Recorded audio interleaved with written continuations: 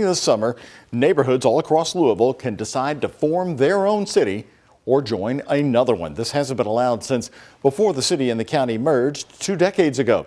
Today, Eastwood in far eastern Jefferson County is spearheading a petition to become one of the largest cities in Jefferson County, right behind Jeffersontown. WHAS 11's Brooke Hash is looking at this closely, explaining who would fall within Eastwood's new borders and what they'd get out of the proposed change. We follow South English all the way to Route 148. This is Taylorsville Road, all the way up. And that's the basic perimeter. You're looking at the boundaries of what Bob Federico hopes will become the city of Eastwood.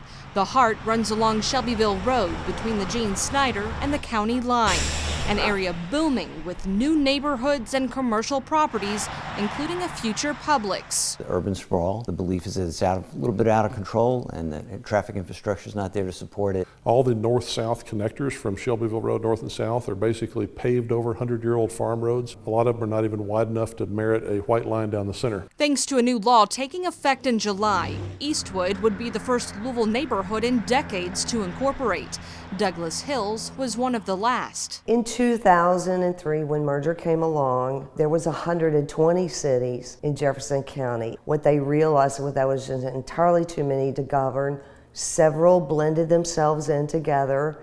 Douglas Hills was one that was large enough that we stood on our own. So what does a city within a city look like? Our folks not only pay the county taxes, which is Jefferson County taxes, but they also pay a city tax to Douglas Hills. They get full service garbage, they get their roads paved.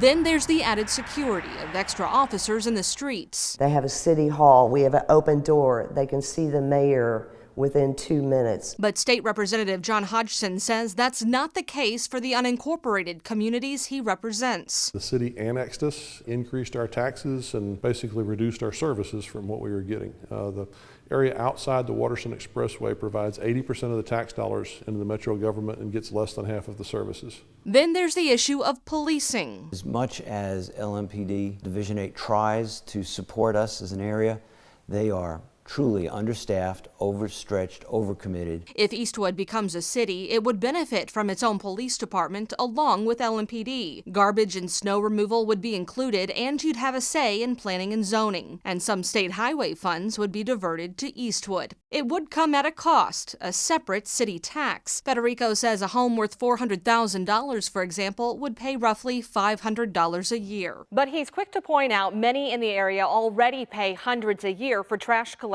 alone. If the city of Eastwood absorbs that cost, your additional out-of-pocket cost might be more around $100. To most of us, that feel like that's a pretty good trade-off. Now let's look at who benefits from Eastwood as a city. The current proposal expands its borders north and east to the Shelby County line, south to Taylorsville Road, and west just before the Lake Forest neighborhood. And once this all goes into effect, again, we can annex other areas. Right now, we're looking at roughly 28,000 residents. Here's the catch. 66% of Eastwood's registered voters have to be on board to make this happen. 66% is tough. Federico and a team of volunteers will be out in the neighborhoods in the coming months asking for your signature on a petition. In this scenario, a no-show is a no vote. If the majority of residents do approve, Metro Council by law must do so too. In Louisville, Brooke Hash, WHAS 11 on your side.